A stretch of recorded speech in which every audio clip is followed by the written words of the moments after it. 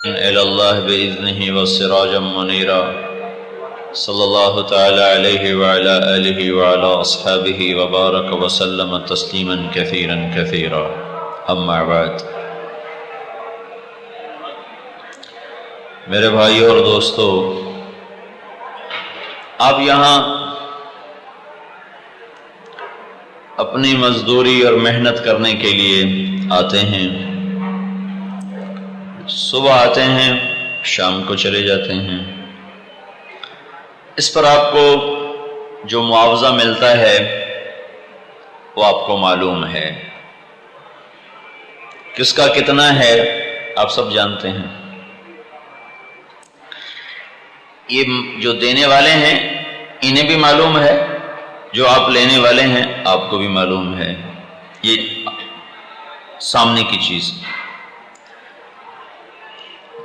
لیکن آپ کے اس روز آنے پر اور یہاں مشینوں پہ کام کرنے پر پورا مہینہ کام کرنا، چند پیسے گھر لے جانا، اس پر اللہ کیا کرتا ہے یہ شاید آپ کو معلوم نہ ہو۔ کہ آپ یہ شاید سمجھتے ہوں گے کہ صرف نماز پڑھیں تو اس سے جنت ملتی ہے، اس سے اللہ راضی ہوتا ہے، روزہ رکھیں تو اس سے جنت ملتی ہے، اللہ راضی ہوتا ہے، حج کریں، زکوٰۃ دیں، نفل پڑھیں۔ بے شک، کیونکہ نماز کے بغیر تو انسان ہی نہیں ہے، اس میں تو کوئی شک نہیں ہے۔ وہ آئے تھے اپنا طائف والے آئے تھے کلمہ پڑھنے، تو انہیں کچھ شرطیں لگائیں، کہا جی ہم مسلمان ہوتے ہیں لیکن ہم نماز نہیں پڑھیں گے۔ تو اللہ کے نبی نے فرمایا پھر مجھے تمہارے اسلام کی ضرورت ہی کوئی نہیں۔ وہ اسلام ہی نہیں ہے جس میں نماز نہ ہو۔ تو یہ تو ہماری بنیادی چیز ہے کہ ہم جس اللہ نے ہمیں پیدا کیا ہے ہم اس کی پکار پر اس کے آگے سر جھکائیں۔ یہاں آپ صبح سے شام تک کام کرتے ہیں، تو میں نے پوچھا سہیل بھائی سے کہ آپ ایک مزدور کو کتنا تنخواہ دیتے ہیں؟ کہا جو حکومت نے مقرر کی ہے 6000۔ صبح سے شام تک محنت کر کے پورے مہینے خون پسینے کے بعد 6000 کے بعد یہ اتنا حق جتلاتے ہیں کہ یہ کام کیوں نہیں کیا، یہ کیوں نہیں کیا، یہ ایسے کرنا تھا، یہ ایسے کرنا تھا، اس میں یہ کمی ہے، اس میں یہ کمی ہے، اور اس کے پیچھے معاوضہ ہے 6000۔ اب صرف ایک آنکھ جو اللہ نے بنائی ہے، صرف ایک، یہ نہیں صرف ایک، اس ایک آنکھ کو کہیں بازار سے خرید کے لا کے مجھے دکھائیں اور ساری زمین سونا بنا دیں، اور سارے پہاڑ آپ ہیرا بنا دیں، یاقوت بنا دیں، اور پھر آپ منڈی میں جائیں، کہاں بھائی یہ سونا لے لو، ہیرے لے لو اور یاقوت لے لو، اور ایک آنکھ دے دو میری ضائع ہو گئی ہے، تو ساری دنیا کا سونا چاندی اور ساری دنیا کے سائنسدان آپ کی آنکھ کا ایک بال نہیں بنا سکتے ہیں۔ اور اس ایک مثال دے رہا ہوں، اس ایک آنکھ میں اللہ تعالیٰ نے 13 کروڑ بلب لگائے ہوئے ہیں، 13 کروڑ بلب۔ دوسری آنکھ میں 13 کروڑ، 26 کروڑ بلب لگے ہوئے ہیں۔ یہ اللہ نے مفت لگا کے دیے، ہم سے کوئی معاوضہ نہیں مانگا ہے۔ یہ نوخن ہے جو اللہ تعالیٰ نے 5 انگلیوں پر 10 انگلیوں پہ لگائے ہوئے ہیں، پاؤں پر بھی ہاتھوں پر بھی۔ یہ نوخن آپ کبھی کاٹتے کاٹتے جلدی میں تھوڑا سا زیادہ کاٹ دیں تو سارا دن آپ کی وہ جگہ درد کرتی ہے کہ ہائے آج نوخن زیادہ کٹ گیا، درد ہو رہا ہے۔ جب تک وہ پیچھے سے نوخن بڑھ نہیں آتا تو آپ درد کی ٹیسیں محسوس کرتے رہتے ہیں، ٹھیک ہے نا بھائی؟ یہ نوخن کہیں سے آپ خرید کے لے آئے ہیں۔ یہ تو آنکھ تو بڑی پیچیدہ سی چیز ہے، سادہ سی چیز ہے نوخن، سادہ، بالکل سادہ چیز ہے، کوئی اس میں پیچیدگی نہیں ہے۔ تو آپ ساری دنیا میں جائیں، اچھا اگر یہ نوخن کھچ جائے تو کوئی فیکٹری چل سکتی، کوئی کاروبار چل سکتا ہے، کوئی گاڑی چل سکتی ہو، کوئی رکشہ چل سکتا ہو، نہ مزدور کی مزدوری چلے گی نہ مل والے کی مل چلے گی۔ صرف یہ چھوٹا سا پردہ ہے جو 10 انگلیوں پر ہے، اگر یہ کھینچ کے نکال دیا جائے تو ہم درد کی شدت سے چیخ و پکار الگ اور کاروبار زندگی معطل اور ختم۔ تو لہٰذا اللہ کی پکار پہ سر نہ جھکانا، اس سے بڑی تو انسانیت سے گری ہوئی بات کوئی نہیں۔ میرے نبی نے کہا بہت بڑا ظالم ہے، بہت بڑا ظالم ہے۔ ہمارے دل میں آئے گا قتل کرنے والا، ڈاکہ ڈالنے والا، چوری کرنے والا، زنا کرنے والا، ہاں یہ بھی ظالم ہے، لیکن میرے آپ کے نبی نے فرمایا بہت بڑا ظالم ہے۔ کہا جی کون؟ کہا جو اذان سنے اور نماز نہ پڑھے۔ آپ کہو گے جو میں تو غریب ہوں، تھوڑی سی تنخواہ ملتی ہے، مشکل سے خرچہ پورا ہوتا، میں نے کس پہ ظلم کرنا؟ تو اللہ کا نبی کہہ رہا ہے کہ آپ نے اپنے اوپر ظلم کیا ہے کہ جس مولا نے بنایا تھا اس کی آواز پہ لبیک ہی نہ کہہ سکے، اس سے بڑا ظلم اور کوئی نہیں ہے۔ تو ایک حصہ میرا اور میرے اللہ کے درمیان ہے دین کا، جس کو عبادت کہتے ہیں، جس کے بغیر دین کی شکل بنتی کوئی نہیں۔ اس میں نماز اور روزہ مالدار فقیر سب کے لیے ہے، حج اور زکوٰۃ صرف مالدار کے لیے ہے، فقیر سے اس کا کوئی مطالبہ نہیں ہے۔ ذکر ہے، قرآن کی تلاوت ہے، اس سے ہمیں دین کی شکل ملتی ہے۔ اس کے بعد جو ہمارا کاروان زندگی ہے اور کاروبار زندگی ہے، یہ بھی دین ہے، اس کا پتہ بہت تھوڑے لوگوں کو ہے۔ تو اب جب آپ صبح گھر سے نکلتے ہیں، روزانہ آنا کوئی آسان کام ہے، اور سب اکثر آپ نوجوان، بالکل نوجوان بیٹھے ہوئے ہیں، تو کئی جذبات آپ کے مرے نہیں، کہیں دفن نہیں ہوئے، احساسات، جذبات، خواہشات اندر ہیں، لیکن ایک پہیہ ہے زندگی کا جو اس بے رحمی سے گھوم رہا ہے کہ مجھے بھی اپنے ساتھ وہ گھما رہا ہے۔ تو کیا یہ ایسے ہی مفت میں ہے یا اللہ بھی اس پہ کچھ کرنے والا ہے؟ اللہ بھی اس پہ کچھ کرنے والا ہے۔ نماز، روزے، حج، زکوٰۃ کا تو سب کو پتہ ہے، لیکن اس پہ کیا ہوگا؟ تو اس میں دو باتیں اگر کام کرنے والا کر رہا ہے، ایک سچائی اور ایک دیانت، نہ جھوٹ بولے نہ خیانت کرے، دو کام، رزق حلال ہو۔ تو اب جو مزدور صبح نکلتا ہے مزدوری کرنے، پھر شام کو جب وہ تھک کر واپس لوٹتا ہے، تو اللہ کے نبی کا فرمان ہے، من امسا کالن بعمل یدہ امسا مغفورا لہ، اس کے اس دن کے سارے گناہ اللہ معاف کر دیتا ہے۔ کبھی آپ نے سوچا کہ جب آپ شام کو یہاں سے تھک کے نکلتے ہیں تو آپ کے آج کے سارے گناہ معاف، یہ آپ کی اس مزدوری کا صلہ اللہ دے رہا ہے۔ یہ کیا دے رہے ہیں؟ چند ہزار، اور اللہ کیا دے رہا ہے؟ بخشش، مغفرت۔ حضرت سعد بن معاذ رضی اللہ تعالیٰ عنہ اللہ کے نبی کے ایسے سامنے بیٹھے ہوئے تھے، تو ان کے ہاتھوں پہ نظر پڑی اللہ کے نبی کی، تو ان کے ہاتھوں پر نہ ایسے نشان تھے اور ہاتھ بڑا سخت۔ تو آپ نے ان سے پوچھا، سعد یہ کیا ہے؟ کہ یا رسول اللہ، میں اپنے کھیت میں خود کام کرتا ہوں، مزدوری کرتا ہوں اپنی باغ میں، یہ فقر کا زمانہ تھا، نوکر نہیں ہوتے تھے، میں اپنے باغ میں خود کام کرتا ہوں، تو کسی چلاتے چلاتے یہ میرے ہاتھوں پہ نشان پڑ گئے ہیں، اس کی وجہ سے میرے ہاتھ سخت ہو گئے۔ تو آپ نے سعد کا ہاتھ یوں پکڑا اور ایسے چوما، ہاتھ کو چوما، اور یوں فرمایا کہ بچوں کو حلال، حرام نہیں، جھوٹ نہیں، بددیانتی نہیں، بچوں کو حلال کھلاتے کھلاتے جو ہاتھ ایسے ہو جائے گا، اس ہاتھ پہ دوزخ کی آگ حرام ہو جائے گی۔ تو اب یہ ہاتھ تو مزدور کا ہی ایسا ہو سکتا ہے نا، جو مشقت میں مشینوں کے ساتھ پھنس رہا ہے، کبھی دھاگے کے ساتھ پھنس رہا ہے، کبھی سلائی کے ساتھ پھنس رہا ہے، کبھی کسی اٹھا رہا ہے، تو وہ سارا دن اس کے ہاتھ میں حرکت حرکت حرکت۔ تو اللہ کے نبی کی خوشخبری ہے کہ جو بچوں کو حلال حلال ہیں، یعنی جس میں جھوٹ نہیں، جس میں کھوٹ نہیں، جس میں خیانت نہیں، بددیانتی نہیں، جو بچوں کو حلال کھلاتے کھلاتے ہاتھ کا یہ حال بنا لے گا، اس پہ اللہ دوزخ کی آگ کو حرام کر دے گا۔ یہ روز آپ کی طرف، آپ کے لیے اللہ کا تحفہ اور اللہ کا انعام ہے اور اللہ تعالیٰ کا صلہ ہے کہ حلال کمانے میں جب مسلمان تھکتا ہے۔ ایک اور حدیث مجھے یاد آئی کہ ایک روایت میں نے پڑھا کہ بعض گناہ ایسے ہیں جو نماز روزہ سے بھی معاف نہیں ہوتے، وہ حلال کمانے میں جو پسینہ بہتا ہے اس پہ معاف ہوتے ہیں، اور حلال کمائی میں جو تھکن ہوتی ہے اور تھکاوٹ ہوتی ہے اور پریشانی ہوتی ہے، اس پر وہ گناہ اللہ تعالیٰ معاف فرماتا ہے۔ ایک بادشاہ نے بڑا گھر بنایا، بہت خوبصورت، پھر اس نے اپنی رعایا کو دعوت دی، آؤ دیکھو میرا محل کیسا ہے۔ تو لوگوں نے دیکھا، اس کی بڑی تعریف کی، تو بہت عالیشان ہے، دو آدمی چپ بیٹھے رہے، وہ کچھ نہیں بولے۔ بادشاہ نے کہا تم نہیں بولے؟ وہ کہنے لگے ہماری رائے تھوڑی مختلف ہے۔ کہا کیا؟ کہنے لگے باقی تو ٹھیک ہے، یہ گھر بہت عالیشان ہے، لیکن اس میں دو عیب ہیں، دو عیب، وہ نکل جائیں تو پھر ہر شے مکمل ہے۔ بادشاہ نے پوچھا کیا ہے؟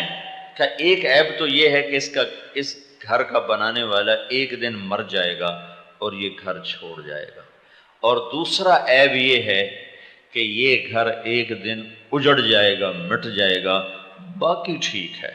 تو بادشاہ نے کہا باقی پھر ٹھیک رہ کی گیا ہے، جھاڑو ہی پھیر دیا تم نے، پیچھے کیا رہ گیا؟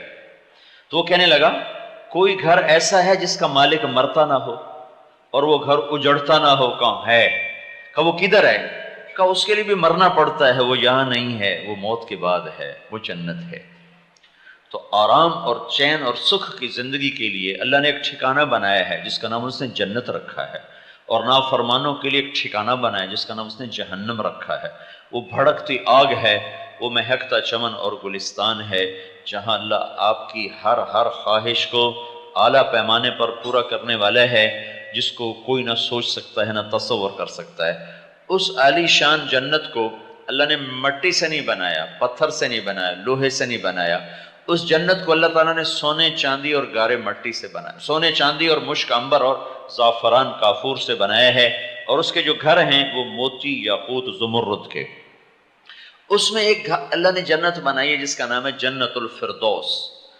فردوس اللہ کے وی آئی پیز کی جنت ہے، اور عجب بات ہے کہ قیامت میں اللہ کے سارے وی آئی پی میں کوئی 99% غریب لوگ ہوں گے اور کوئی 100 میں ایک مالدار ہوگا، ورنہ 100 میں 99 غریب لوگ اللہ کے وی آئی پی ہوں گے۔ ایک صحابی نے پوچھا یا رسول اللہ قیامت کے دن آپ کو کہاں ڈھونڈیں؟ تو آپ نے کہا میری امت کے غریبوں میں ڈھونڈنا، میں ان کے ساتھ کھڑا ہوں گا، مالداروں کے ساتھ نہیں، میں غریبوں کے ساتھ ہوں گا۔ اور ہمارے نبی نے غربت کا وہ معیار قائم کیا کہ میں پوری دنیا پھرا ہوں، میں نے کوئی غریب ایسا نہیں دیکھا جو اللہ کے نبی کے درجے کی غربت گزار کے دنیا سے گیا ہو یا گزار رہا ہو، کہ ہمارے نبی پر 4 دن گزر جاتے تھے، ایک لقمہ منہ میں نہیں جاتا تھا، ایک لقمہ۔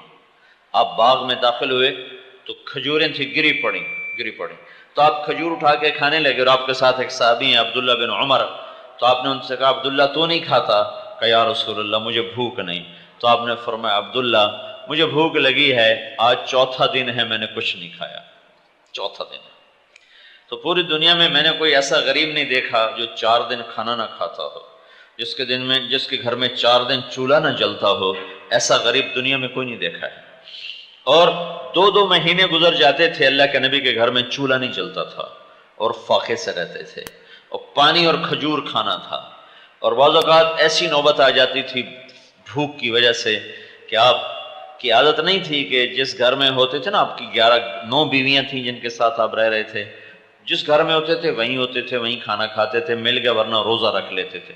بعض اوقات ایسا ہوتا تھا کہ بھوک کی شدت میں آپ سارے گھروں میں پتہ کرواتے کہ پتہ کرو دوسری بیوی کے گھر میں کچھ مل جائے، تو کسی بیوی کے گھر سے ایک لقمہ نہیں ملتا تھا۔ اور یہ فقیری آپ کی اختیاری تھی، کوئی زبردستی نہیں تھی کہ ملا نہیں۔ ایک اسرافیل آیا اور آپ کے سامنے ایسے تھال رکھ کر کہا یا رسول اللہ یہ ساری دنیا کے خزانوں کی چابیاں ہیں، اگر آپ فرمائیں تو اللہ آپ کے لیے ساری دنیا کے پہاڑ سونا چاندی بنا دے گا، آپ کیا چاہتے ہیں، بادشاہت یا فقیری؟ کہا میں فقیری چاہتا ہوں، میں بادشاہت نہیں چاہتا۔ پھر آپ نے فرمایا جب میں جنت میں جاؤں گا نا تو سب سے پہلے میں جنت میں داخل ہوں گا، اور میری سواری کی لگام بلال کے ہاتھ میں ہوگی جو پکڑ کے میرے ساتھ داخل ہوگا، اور میرے دائیں بائیں میرے ساتھ میری امت کے غریب لوگ ہوں گے، مالدار بعد میں آئیں گے، اور غریب لوگ 500 سال پہلے جنت میں چلے جائیں گے۔ 500 سال ہیں، 500 سال جنت میں پہلے چلے جائیں گے، مالدار لوگ بعد میں داخل ہوں گے، اور میں تھوڑے مالدار ہوں گے جو جنت میں جانے والے ہوں گے، کیونکہ مال کی کثرت انسان کو بہت سی مصیبتوں میں پھنسا دیتی ہے اور بہت سی نافرمانیوں میں پھنسا دیتی ہے۔ حشر کے میدان میں کچھ لوگوں سے اللہ فرشتوں سے کہے گا حساب لو، وہ آئیں گے ان کے پاس کہ بھائی حساب دو، وہ کہیں گے کس بات کا؟ کہا جو اللہ نے دیا تھا۔ کہا ہمیں تو دیا ہی کچھ نہیں تھا، حساب کیا دیں؟ تو فرشتے آ کر اللہ سے کہیں گے یا اللہ، وہ یوں کہہ رہے ہیں ہاں حساب کس بات کا لیتا ہے، ہمارے پاس تھا کیا جس کا حساب لیتا ہے؟ تو اللہ تعالیٰ ان کو بلائے گا، ہاں بھائی میرے بندو کیا مسئلہ ہے؟ کہیں گے یا اللہ یہ تیرے فرشتے آئے تھے حساب لینے، تو ہم نے کہا ہمیں تو کچھ دیا نہیں تھا، مال تو غیروں کو دیا، ہم تو اپنے ترس ترس کے گزار گئے۔ تو اس پر اللہ تعالیٰ فرمائے گا اما انی لم ازو عنکم الدنیا لہوان بکم علی، میرے بندو مجھے پتا تھا، میں نے تمہیں دنیا نہیں دی اس لیے نہیں کہ میرے پاس تھوڑی تھی، اس لیے نہیں کہ میں تم سے غافل تھا، اس لیے نہیں کہ تمہارا درجہ کوئی میری نظروں میں چھوٹا تھا، میں آج تمہیں مالداروں سے اور بڑے دنیا جنت والوں سے تمہیں عالی شان درجات دینا چاہتا تھا، اس لیے میں تمہیں دنیا سے بچا بچا کے رکھتا چلا آیا۔ آج ساری جنت تمہاری ہے، جدھر قدم رکھو گے تمہاری ملک ہے، تمہارے حوالے ہے۔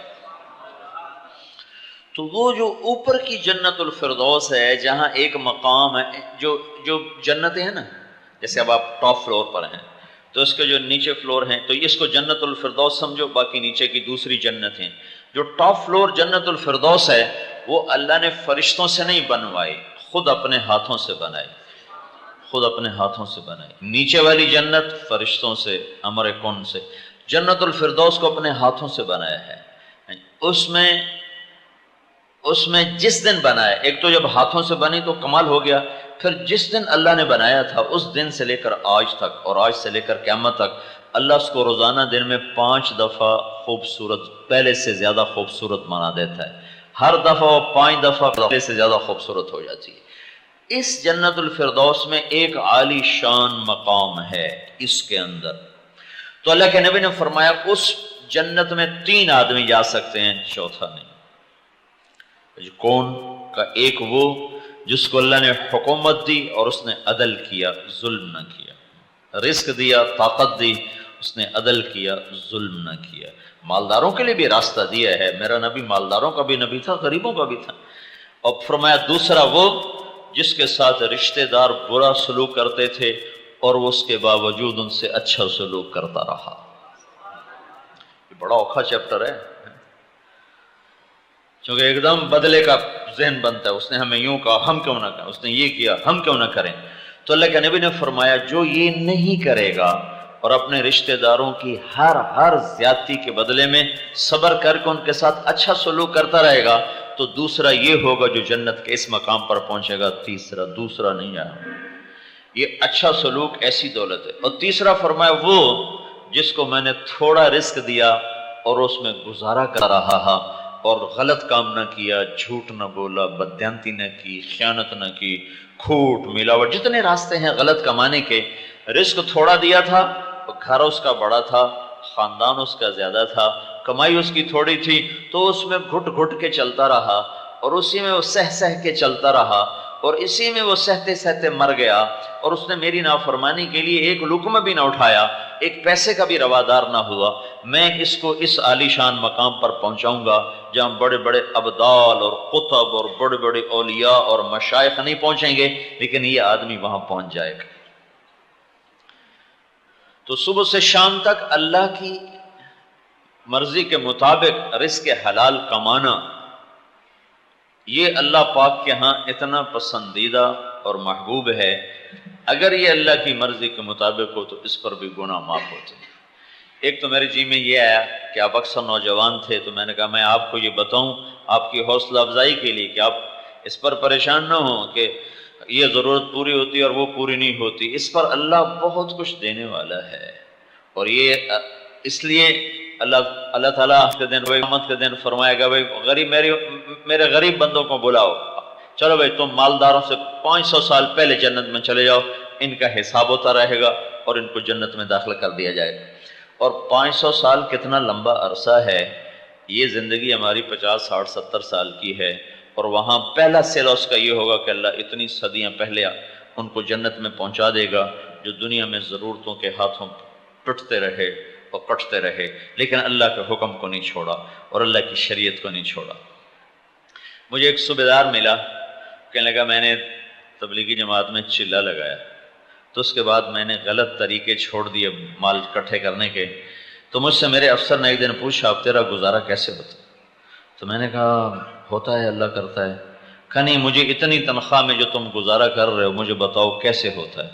تو میں نے اسے کہا اگر گزارا پوچھتے ہو، اب 3 سال ہو چکے ہیں میرے گھر میں سالن نہیں پکا، میں چٹنی سے روٹی کھا لیتا ہوں، میرے بچے بھی کھا لیتے ہیں، لیکن ہمارا ضمیر مطمئن ہے کہ ہم حرام لقمہ نہیں کھاتے، اندر ہمارا مطمئن ہے. یہ وہ آدمی ہے جو جنت کے اس درجے پر جائے گا جس پر بڑے بڑے ولی اللہ بھی نہیں جا سکیں، جن کو یہاں آپ دیکھتے ہو نا حضرت اور پیر اور فقیر، یہ آپ کے قدموں کی خاک کو بھی نہیں چھو سکیں گے اگر آپ اس طرح حلال محنت میں، حلال کمائی میں تھکتے رہے اور نافرمانی نہ کی. تو آپ کا یہ روز کا آنا آپ کی جنت کا راستہ ہے، جنت کا راستہ ہے. آپس میں محبت سے رہنا، کسی کو گالی نہ دے، کسی کا حق نہ مارے، کسی پر زیادتی نہ کرے، جس کا کام کر رہا اس کے ساتھ بددیانتی نہ کرے، آپس میں پیار محبت ہو. تو یہ صرف اتنا آپ کا جو کام ہے یہ آپ کو جنت کے وہ مقام نصیب فرمائے گا جو بڑے بڑے تہجد پڑھنے والے اور روزے رکھنے والے اور بڑی بڑی پگڑیاں باندھنے والے وہ اس مقام پہ نہیں پہنچیں گے جو آپ لوگ پہنچ جائیں گے، بشرطے کہ اس کے ساتھ فرض پورے ہوں، نماز پوری ہو، روزہ ہو، اللہ تعالیٰ نے جو فرائض ہمارے ذمے لگائے ہیں وہ اس کے ساتھ پورے ہوں، تو پھر اللہ کے فضل سے آپ کی یہ کمائی آپ کی جنت کا راستہ ہے. دوسری بات آپ سے یہ کرنی تھی کہ آپ یہاں لباس تیار کرتے ہیں. لباس، آپ معاشرے کے انتہائی محسن ترین افراد ہیں. لباس ایک ایسی ضرورت ہے، یہ نہ ہو تو آدمی مرتا تو نہیں، لیکن یہ نہ ہو تو زندگی کا پہیہ رک جائے گا، کاروان زندگی رک جائے گا. روٹی پانی نہ ہو تو آدمی مرتا ہے، اور لباس نہ ہو تو زندگی جام ہو جائے گی، ایک قدم آگے نہیں سرک سکتا. پوری دنیا میں، یورپ میں آزادی ہے، کپڑے اتار دیے، ننگے ہو گئے، لیکن وہ بھی بازاروں کو، گھروں کو اور نظام کو کپڑوں میں لے کے چلتے ہیں، ننگے ہو کے نہیں. ننگا ہونا انسانیت کا سب سے بڑا عیب ہے اور ہے. تو آپ جو ہے نا لوگوں کے لیے لباس مہیا کر رہے ہو. اس کو قرآن کی ایک آیت بیان کرتی ہے، یا بنی آدم قد انزلنا علیکم لباسا، اے میرے بندو میں نے تم پر بہت بڑا احسان کیا، قد میں نے تمہیں پر بہت بڑا احسان کیا ہے کہ میں نے تمہیں لباس عطا کیا ہے، اور کہ میں نے آسمان سے اتارا ہے. آسمان سے کپاس کا دانہ نہ ہوتا ہے اور یہ دھاگے کا میٹیریل نہ ہوتا تو کپڑا کہاں سے بنتا. تو کہ میں نے آسمان سے تمہارے لیے لباس اتارا ہے. یہ 2 کام کرتا ہے، یواری سواتکم، ایک تو تمہیں بے پرد ہونے سے بچاتا ہے اور تمہارے جسم کو یہ چھپاتا ہے، وریشا، اور دوسرا کام کیا ہے کہ یہ تمہیں خوبصورت بناتا ہے. ساری خوبصورتی لباس میں ہے، ننگے ہونے میں کوئی حسن نہیں ہے، مرد ہو یا عورت.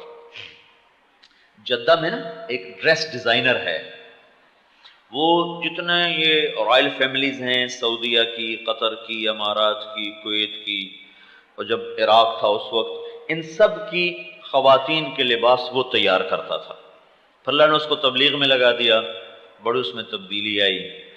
تو میں پچھلے حج میں نا اس کے گھر گیا ہوا تھا، تو اس نے مجھے رسالہ اٹھا کے دکھایا کہ وہ فیشن شو ہوا تھا پیرس میں فیشن شو ہوا تھا، ساری دنیا کی پارٹیز میں یہ اول آیا تھا، اول.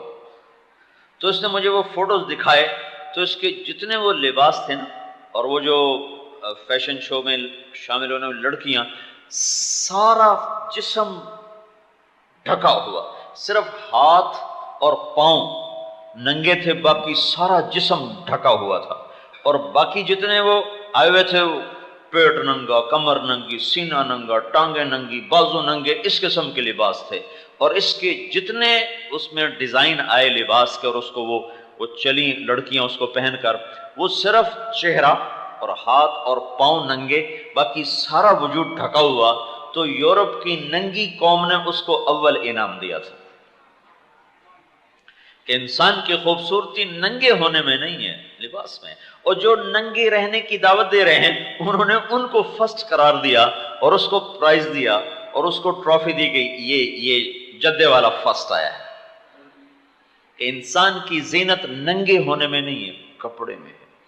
تو اللہ تعالیٰ کہہ رہا ہے میں نے تمہیں لباس دیا ہے، یہ تمہارے لیے 2 کام کرتا ہے، ایک تو تمہارے جسم کو چھپاتا ہے، دوسرا یہ تمہیں زینت اور خوبصورتی دیتا ہے تو یہ میری تمہارے اوپر بہت بڑی نعمت ہے۔ اس لحاظ سے درزی معاشرے کا اہم ترین فرد ہے، اہم ترین۔ درزی نہ ہو تو میں ایسے کھڑا نہیں ہو سکتا تھا اور آپ یوں بیٹھ نہیں سکتے تھے، درزی نہ ہو تو سارا گھر سارا بازار جام ہو کے رہ جائے گا۔ اس سے اگلی بات ایک اور اللہ نے بڑی عجب کہی ہے۔ اچھا، لباس کی ضرورت سب کو پتا ہے کہ اس کے بغیر تو چھوٹا بچے کو کہو اسکول چلے جاؤ، اس کو صرف جائنگیا پہنا دو، کہے گا میں نہیں جاتا۔ چھوٹا سا صرف اس کو چلو جائنگیا پہنا دو، بالکل ننگا نہ کرو، جائنگیا کہو چلو بیٹا اسکول کا، نہیں میں نہیں جاتا، پھر یونیفارم دو، کدھر ہے؟ یعنی کپڑا کتنا ضروری ہے، اس کے لیے کسی کو سمجھانے کی ضرورت نہیں ہے، اس کے لیے کسی دلیل کی ضرورت نہیں ہے۔ صرف ایک آدمی ہے معاشرے کا جو کپڑا ضروری نہیں سمجھے، وہ پاگل ہے۔ جو پاگل، وہ خود ہی اپنے کپڑے اتار دیتا ہے تو وہ پتہ چلتا ہے کہ بیچارہ یہ پاگل ہے، دیوانہ ہے۔ تو لباس اتنی اہم ضرورت ہے کہ اس کے لیے ہمیں کسی دلیل کے قائم کرنے کی ضرورت نہیں ہے۔ ہمارے گھر کا 2.5 سال کا بچہ بھی اسکول جانے سے بغیر کہ مجھے کپڑے دو، میری یونیفارم دو، میں اس کے بغیر نہیں جاتا ہوں۔ لیکن جو اگلی بات اللہ کہہ رہا ہے وہ ان بڑوں کو سمجھ میں نہیں آتی، تو اللہ نے پہلے ایک بات سمجھائی جو سب کو معلوم ہے، اس کے ساتھ دوسری بات کو جوڑا تاکہ وہ بھی ہماری سمجھ میں آئے۔ تو اس کے بعد اللہ تعالیٰ یوں کہتا ہے، یا بنی آدم، اے آدم کی اولاد، قد انزلنا علیکم لباسا، میں نے تمہیں یہ لباس عطا کیا ہے، یہ میں نے دیا ہے کہ تمہیں عقل دی، تمہیں سلیقہ دیا، تمہیں مشینیں بنانے کا طریقہ دیا، پھر تمہارے لیے دھاگا بنایا، تمہارے لیے کپاس بنائی، تو میں نے دیا ہے۔ اس کے 2 کام ہیں، تمہارے جو واری سواتکم، تمہارے بدن کو چھپاتا، واریشا، تمہیں خوبصورت بناتا ہے۔ پھر اگلی بات، وَلِبَاسُ التَّقْوَىٰ ذَلِكَ خَيْرٌ، میرے بندو ایک لباس اور بھی ہے جس کا تمہیں پتہ کوئی نہیں ہے، وہ ہے تقوی کا لباس۔ وَلِبَاسُ التَّقْوَىٰ، تقوی کیا ہے؟ اللہ کی اطاعت، اللہ اس کے رسول کی اطاعت، اس کا نام تقوی ہے۔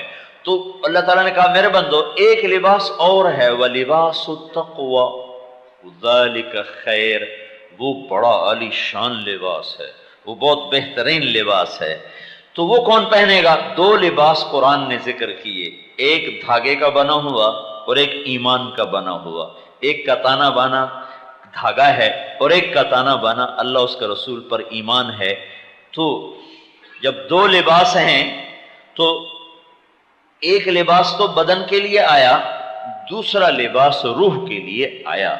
میرے بھائیو، جیسے ننگے بدن اگر انسان ہو جائے تو کاروان زندگی رک جائے گا، اسی طرح اللہ کی قسم اگر روحیں ننگی ہو گئیں تو ایمان کا کاروان رک جائے گا اور جنت کی طرف جانے والا سفر یہ رک جائے گا اور ایمانی کاروان زندگی معطل ہو جائے گا، فل سٹاپ لگ جائے گا۔ اور جیسے ننگا آدمی ایک دوسرے کے سامنے نہیں آ سکتا، ننگی روح قیامت کے دن اللہ کے سامنے پیش نہیں ہو سکے گی۔ تو تقوی، لباس التقوی ہے۔ اے میرے بندو ایک اور شلوار ہے، ایک اور قمیض اور ایک اور ٹراؤزر ہے، وہ کیا ہے؟ وہ تقوی کا ہے۔ وہ کہاں پہنیں گے؟ کہ وہ تمہاری روح پہنے گی۔ روح ہمیں تو نظر نہیں آتی، کہ مجھے نظر آتی ہے، کہ تم اس لباس میں رہ کر بھی ننگے ہو کہ اللہ تو ہمارے اندر کو بھی دیکھتا ہے، باہر کو بھی دیکھتا ہے۔ الا انہم یثنون صدورہم لیستخفوا منہ الا حین یستغشون ثیابہم یعلم ما یسرون وما یعلنون۔ تم کتنی مرضی چادریں اوپر لے لو، میں تو تمہارے بدن کو دیکھتا ہوں، تمہارے اندر کی غلاستوں کو دیکھتا ہوں۔ تم اس لباس سے اللہ سے نہیں چھپ سکتے ہو۔ ہاں، ایک لباس تم پہن لو، دوسرا تقوی والا، ایمان والا، اللہ کے نبی کی اطاعت والا، غلامی والا۔ وہ کہاں تیار ہوتا ہے؟ وہ میرے نبی کی فیکٹری میں تیار ہوتا ہے۔ اس کے لیے وہاں مشینیں لگی ہوئی ہیں، اس کے لیے وہاں دھاگا بنتا ہے، اس کے لیے وہاں میٹیریل تیار ہوتا ہے۔ پھر اسے کون پہنتا ہے؟ اسے روح پہنتی ہے۔ جب روح پہنتی ہے تو جیسے تم لباس پہن کر ایک دوسرے کی نظروں میں جچ جاتے ہو، ایسے جب تم تقوی کا لباس اپنی روحوں کو پہناؤ گے تو تم اللہ کی نظروں میں جچ جاؤ گے، اللہ تمہیں محبوب بنا لے گا، اللہ تمہیں پیارا بنا لے گا، اللہ تمہیں اپنا بنا لے گا۔ ذالک خیر، میرے بندو یہ بہت عظیم لباس ہے۔ تو ننگے ہو کے نہ مرنا، کرتا شلوار پہن کے مرنا، کہ میرے پاس آؤ تو تمہاری روحوں پہ کڑھائی ہوئی ہو، ایمبرائڈری ہوئی ہو، ٹک ٹک ٹک ٹک، ایمبرائڈری یہ کیا کر دیا، یہ بیل، یہ بوٹا، یہ ایسے، یہ پتی ایسے، یہ رنگ ایسے، یہ ڈیزائن ایسے. تو میرا اللہ کہتا ہے اپنی روح پر یہ ڈیزائننگ کر کے آؤ، میں تمہیں بہت پسند کروں گا، تم مجھے بڑے اچھے لگو گے، مجھے بڑے پیارے لگو گے. تو وہ جو ڈیزائننگ ہے اور وہ جو ایمبرائڈری ہے وہ حضرت محمد صلی اللہ علیہ وسلم کی پاک زندگی ہے اور پاک طریقہ ہے. جو اس کے مطابق ڈھل جائے گا بس وہ اس کو سمجھو اس پر لباس آ گیا، اس پر اللہ تعالیٰ اس کی طرف دیکھے گا تو اللہ خوش ہو جائے کہ اس نے میرے نبی کا طریقہ اپنا لیا، میرے نبی کے سانچے میں ڈھل گیا. تو میرے عزیزو وہ لباس جو میرے اللہ نے دیکھ کر مجھے پاس کرنا ہے وہ یہ نہیں، وہ ہے جو میرے نبی کی فیکٹری میں تیار ہوتا ہے، جس کا نام تقوی ہے، اور وہ روح پہنتی ہے. جب وہ روح لباس پہنتی ہے تو پھر وہ باپرد ہو کر اللہ کے دربار میں پیش ہو سکتی ہے. جیسے ننگے انسان کو بازار میں، دفتر میں، گھر میں بیٹھنے آنے کی اجازت نہیں ہے، ننگی روح کو اللہ کے دربار میں پیش ہونے کی اجازت نہیں ہے، اس کو وہیں سے دھکا دے کے جہنم میں ڈال دیا جائے گا. تو میری آپ سے گزارش ہے کہ یہ لباس بھی پہننا ہے، یہ بھی پہننا ہے. یہ حضرت محمد صلی اللہ علیہ وسلم کی پاک زندگی کا لباس ہے. یہ جو تبلیغ کا کام ہو رہا ہے یہ اس لباس کی تیاری ہے. جو تبلیغ میں جاؤ بھائی، جاؤ بھائی، جاؤ بھائی، ہم کہتے ہیں نکلو بھائی، نکلو بھائی، نکلو بھائی، یہ اسی کی تیاری ہے کہ ہم اللہ کے محبوب کی پاک زندگی کو اپنی زندگی بنائیں اور ہمارا سانچہ اس میں ڈھلے. تو جب ہمارے کپڑے اترے اور کفن اترے، قبر میں جا کر کفن تو لوگوں سے ہوتا ہے نا چھپا ہوا، قبر میں تو کفن اتر جاتا ہے. کیسے اتر جاتا ہے؟ ختم ہو جاتا ہے، ریزہ ریزہ ہو جاتا ہے، سارا وجود بھی ختم ہو جاتا ہے، مٹی ہو جاتا ہے. اس میں سے ایک اور وجود نکلتا ہے. ایک طارق جمیل آپ کو نظر آ رہا ہے، یہ تو مٹی کا ڈھیر ہے. اس میں سے جب اصل نکل جائے گا تو یہ مٹی کا ڈھیر ہے، یہ مٹی ہو جائے گا. یہ کرتا اگر میں اتار دوں جسم سے اور دوسرا پہن لوں تو یہ پھٹے یا دھلے مجھے کوئی فرق نہیں پڑتا ہے نا. پریس استری کیا جائے یا ویسے پھینک دیا جائے مجھے کوئی فرق نہیں پڑتا ہے. تو جب اس کرتے اور شلوار میں سے روح نکلتی ہے، جسم سے جب روح نکلتی ہے تو جسم ایک کرتے کی طرح ہے، کٹے پھٹے جلے، نکلنے والے کو کوئی پرواہ نہیں. اب جب یہ نکل رہی ہے نا روح، تو اس کو نکلتے ہوئے کرتا بھی چاہیے، شلوار بھی چاہیے، ورنہ ننگی کیسے نکلے گی. تو اس کو نکلتے ہوئے اب اس نے سب سے بڑے دربار میں جانا، سب سے بڑے دربار. کسی بڑے افسر سے ملنا ہو تو ویسٹ کوٹ ایسی ہونی چاہیے، جوتا ایسا ہونا چاہیے اور کرتا ایسا ہونا چاہیے، بیچ میں پھول بھی لگا ہو، کھبے سجے بھی نہ ہوئے، ہپ کو جگہ تے کھلوتا ہوئے ہیں. تو اب تم نے اللہ کے دربار میں جانا ہے، تو اللہ کے دربار میں جانے کے لیے اب تمہاری روح نے جسم کو چھوڑا، تو اسے اگر ننگا بھیج دیا تو اللہ کے دربار کو دہیں کھلے گا اور وہیں سے اسے اٹھا کے جہنم میں ڈال دیا جائے گا. اور اگر اس کو آپ نے کرتا پہنا دیا، شلوار پہنا دی، اسے مزین کر دیا اپنے حبیب، اپنے محبوب صلی اللہ تعالی علیہ وسلم کے پاکیزہ لباس سے جس کا نام تقوی ہے، تو آپ کو فرشتے بھی ہاتھوں ہاتھ لیں گے. پہلے آسمان والے استقبال کریں گے، دوسرے تیسرے چوتھے، ہر طرف آپ کے لیے مبارک مبارک کی صدا ہوگی، یہاں تک کہ روح جا کر اللہ کے عرش پہ سجدہ کرے گی اور اللہ کہے گا میرے بندے میں تم سے راضی ہوں، جا تو بھی مجھ سے راضی ہو جا اور انتظار کر، دن آئے گا جب میں تیرے لیے جنت کے دروازے کھول دوں گا، ابھی مزے کر، تیرے لیے نہ کوئی پابندی ہے. تو یہ جو تقوی والا لباس ہے، کرتا شلوار ہے، ٹراؤزر اور قمیص ہے، یہ تبلیغ میں تیار ہو رہا ہے، تبلیغ میں. تو میں آپ سب بھائیوں سے گزارش کروں گا کہ آپ اس کے لیے وقت نکالیں اور 3 دن کے لیے اللہ کی راہوں میں نکلنا شروع کریں. پھر جب آپ کو ہمت ہو جائے تو 40 دن کے لیے نکلنا، 4 مہینے کے لیے نکلنا، لیکن 3 دن کا جانا نہ چھوڑو. 3 دن تبلیغ میں جاؤ تو آپ کا تانا بانا بننا شروع ہو جائے گا اور آپ کا لباس تیار ہو جائے گا. اور اپنی روزمرہ زندگی میں ایک نماز نہ چھوڑیں، ذکر و تلاوت نہ چھوڑیں، زبان سے کسی کو گالی نہ دیں، کسی کی برائی نہ بیان کریں، کسی کی برائی نہ سنیں، اور یہاں کام کے دوران دیانتداری سے کام کریں. حلال رزق کبھی ضائع نہیں ہوتا اور حرام رزق کبھی محفوظ نہیں رہتا. حلال کمانے والوں کے گھر میں کبھی خزاں نہیں آتی اور حرام کھانے والوں کے گھر میں کبھی خوشی اور بہار نہیں آتی. یہی میرے رب کا فیصلہ ہے اور اسی کے ہاتھ میں کائنات کی بادشاہی ہے. یہ ایک غلط ذہن ہے کہ پیسہ آئے گا تو ہم خوشحال ہو جائیں گے. اللہ کی قسم یہ بہت بڑا جھوٹ ہے. اللہ راضی ہوگا تو ہم خوشحال ہو جائیں گے. تو آپ سارے بھائی اس کی نیت کرو، اپنے آپ کو اس کے لیے تیار کرو کہ ہم نے ایک اور لباس بھی پہننا ہے کہ جب ہم اللہ کے دربار میں جا رہے ہوں تو ہم فٹ فاٹ ہوں، ویسٹ کوٹ بھی ہو، کرتا بھی ہو، شلوار بھی ہو، پریس بھی ہوا ہو، خوشبو بھی لگی ہوئی ہو، تو اللہ بھی کہے بابا بڑا اچھا بندہ آ گیا میرا، بڑا اچھا بندہ آ گیا، چلو اس کو فل پروٹوکول دو۔ تو اس کی سارے بھائی نیت کرو، ارادے کرو، ٹھیک ہے نا؟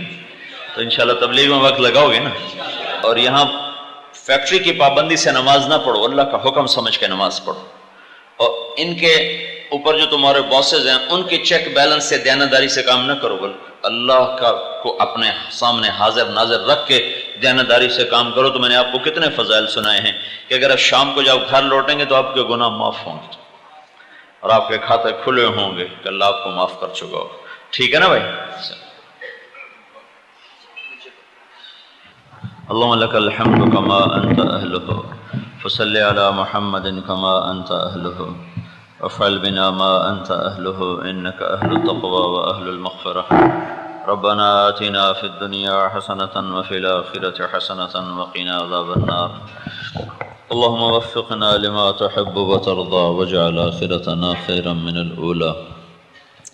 یا اللہ ان سب بھائیوں کو قبول فرما، ہم سب کو قبول فرما، ان کی محنت، ان کی زندگی میں برکت عطا فرما، انہیں کشادگیاں عطا فرما، ان کی روحوں کو بھی مزین فرما، ان کے جسموں کو بھی مزین فرما، دنیا بھی آسان فرما اور آخرت بھی آسان فرما۔ یا اللہ اس رزق کے حلال کمانے والا بنا، صحیح محنت کرنے والا بنا، اور زندگی یا اللہ ایسی گزروا دے کہ تو راضی ہو جائے، تو راضی ہو جائے۔ جو کام تجھے ناپسند ہیں تو نے روکا ہے وہ ہمیں چھوڑنے کی توفیق دے دے، جو تجھے پسند ہیں اور تو نے ان کے کرنے کا کہا ہے ان کے کرنے کی توفیق دے دے۔ ان کے مال جان عزت آبرو میں برکت دے دے، اور دنیا اور آخرت کی ہر خیر عطا فرما، اور دنیا اور آخرت کے ہر شر سے محفوظ فرما۔ جن کے گھروں میں کوئی بیماریاں ہیں شفا عطا فرما، تنگ دستیاں اور قرضے ہیں تو دور فرما، کوئی آپس کی لڑائیاں اور جھگڑے ہیں تو انہیں صلح میں تبدیل فرما، کوئی بے برکتی ہے تو اسے برکت میں تبدیل فرما۔ یا اللہ کوئی چھپی ہوئی حاجات ہیں جو صرف تجھے سنا سکتے ہیں اور کسی کو بھی نہیں بتا سکتے، سنا سکتے، تو میرے مولا اپنے غیب سے ان کی وہ حاجات اپنے خزانوں سے پوری فرما، اپنے خزانوں کے دروازے ان کے لیے کھول دے، اپنی رحمت کے دروازے ان کے لیے کھول دے، اپنی مادی نعمتیں روحانی نعمتیں دونوں کے خزانے ان بھائیوں کے لیے کھول دے، اور ہم سب سے راضی ہو جا، اور ہمیں جنت الفردوس میں سب کو اکٹھا فرما۔ وَنَسْأَلُكَ خَيْرَ الدُّنْيَا وَالْآخِرَةِ يَا أَرْحَمَ الرَّاحِمِينَ آمین۔